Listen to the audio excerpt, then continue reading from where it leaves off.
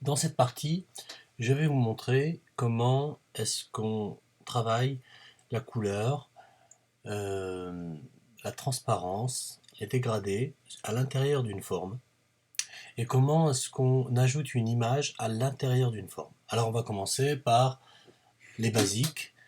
On clique sur la forme, puis ensuite on va aller chercher ici la couleur de remplissage et on va cliquer cette fois-ci sur motif et texture. Alors, sur motif et texture, vous voyez qu'il y a plusieurs onglets.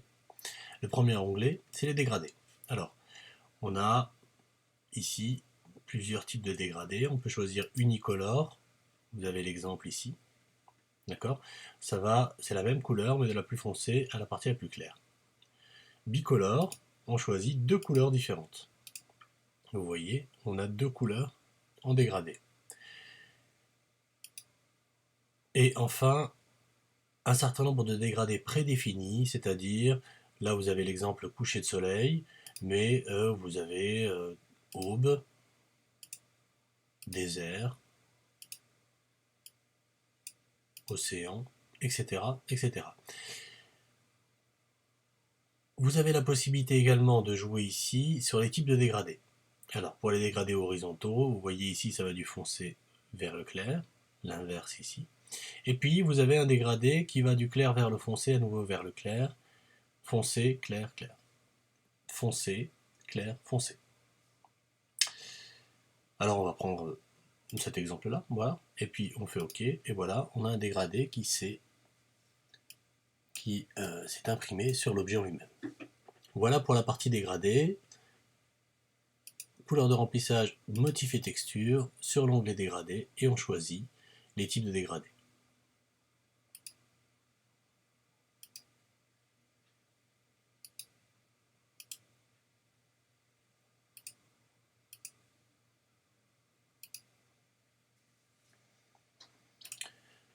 Vous pouvez ajouter à l'intérieur de votre forme un certain nombre de motifs, de textures, d'abord. Voilà, vous avez des textures ici qui sont prédéfinies. Vous pouvez créer, par exemple, à l'intérieur d'une forme, un effet papier froissé.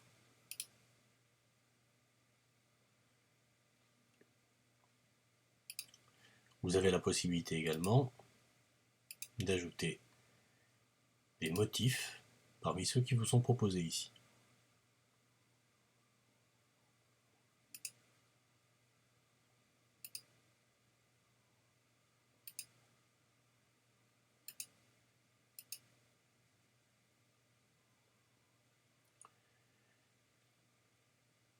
Reprenons des couleurs plus classiques, comme ici le pentagone bleu.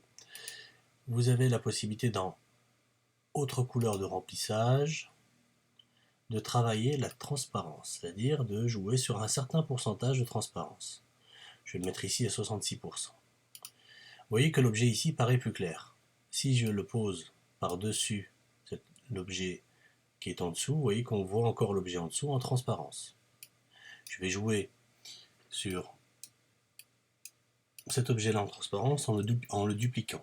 Et voilà ce qu'on obtient. Vous voyez qu'à chaque fois qu'on a un objet par-dessus, on a une couleur un peu plus foncée.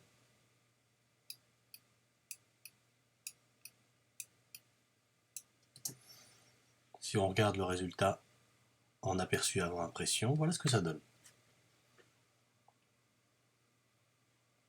On voit clairement que c'est comme si c'était des petits films plastiques transparents posés les uns sur les autres. Donc je rappelle la manipulation. Une couleur, on choisit autre couleur de remplissage et on travaille ici la transparence de l'objet. Lorsqu'on passe par format de la forme automatique, on retrouve couleur et trait, on retrouve ici la possibilité de faire de la transparence.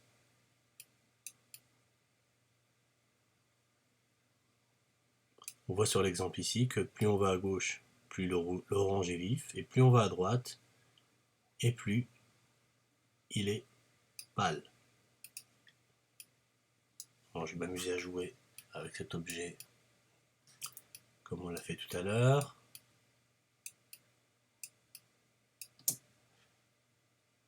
aperçu avant l'impression, vous voyez que c'est du plus bel effet lorsqu'on joue avec les transparences.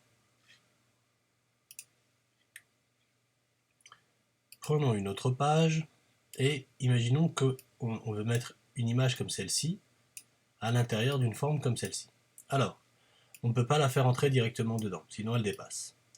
Alors ce qu'on va faire, c'est qu'on va cliquer sur l'objet, aller dans Motifs et textures. On va regarder les onglets qui sont ici. Alors on a dégradé, texture, motif et image. On va cliquer sur image et on va sélectionner. On va prendre par exemple cette image avec cet enfant. Voilà, l'enfant aux fleurs.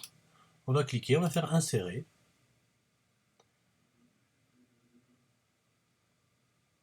On fait OK. Et vous voyez que à l'intérieur du pentagone se trouve notre image et qu'elle est un peu déformée, hein, du fait que le pentagone n'a pas exactement les mêmes proportions que l'image. Si on veut la rétablir, l'image, il suffit simplement d'étirer un petit peu l'objet.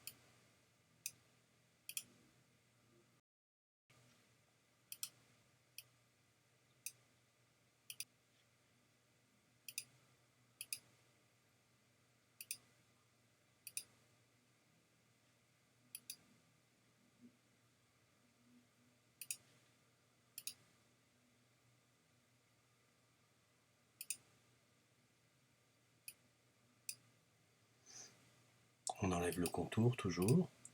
Lorsqu'on prend un cercle comme celui-ci et qu'on ajoute une image, si on le met dans un coin de la page, comme ceci, eh bien, le résultat est le suivant.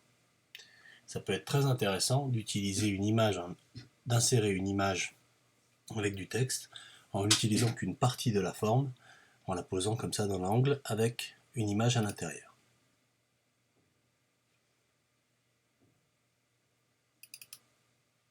Bien entendu, on peut également jouer sur la transparence de l'image, la rendre un peu plus transparente. Ce qui permet, dans certains cas,